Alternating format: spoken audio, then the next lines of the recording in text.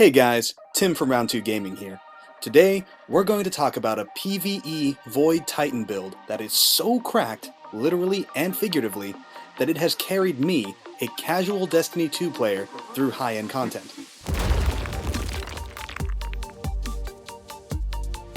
Thanks again to my brother for coming up with the name. The cracked Titan build abuses ability spamming to keep yourself and teammates alive. Your armor may take a beating, but the enemies of darkness will break long before you do. This build works for all sorts of activities, including Legend Lost Sectors, raids, and the Witch Queen's legendary campaign. First, let's talk about Subclass. Jump, Melee, Barricade, and Super are all up to you. The important one you want to pay attention to is your grenade. You'll want something that hits hard and kills quick. For me, I chose the Scatter Grenade.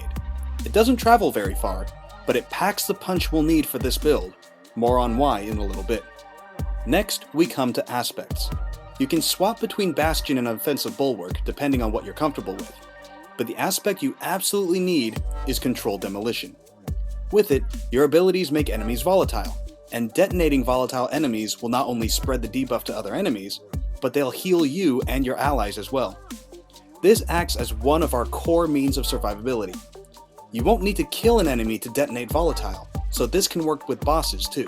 For fragments, Echo of Leeching is another good way to keep the heals coming, but the key fragment you want to equip is Echo of Instability, which became available for in-game purchase after the first raid completion.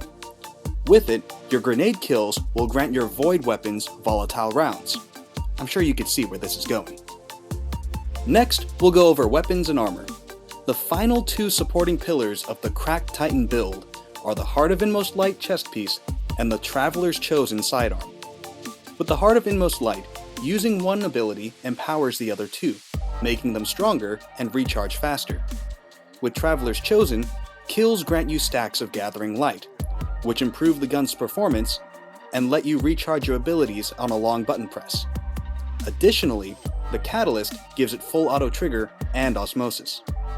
I've heard other content creators talking about how Heart of Inmost Light is great for ability spamming, and Traveler's Chosen received a damage buff that's made it more viable, but I haven't really heard much about them being used at the same time.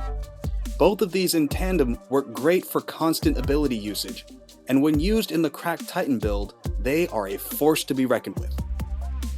Here's the gameplay loop. Kill an enemy with your grenade to gain volatile rounds. At the same time, Osmosis will proc and turn your Traveler's Chosen into a void weapon.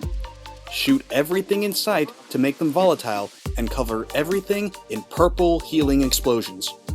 To recharge your grenade, just use your Barricade and Melee, or use the Traveler's Chosen's long button press. Grenade comes back, and you do it all again. This build is extremely versatile and so much fun to use, even if you don't have the seasonal mods from the Season Pass. You can use whatever combat style you're comfortable with, and whatever weapons you'd prefer in the energy and heavy slots.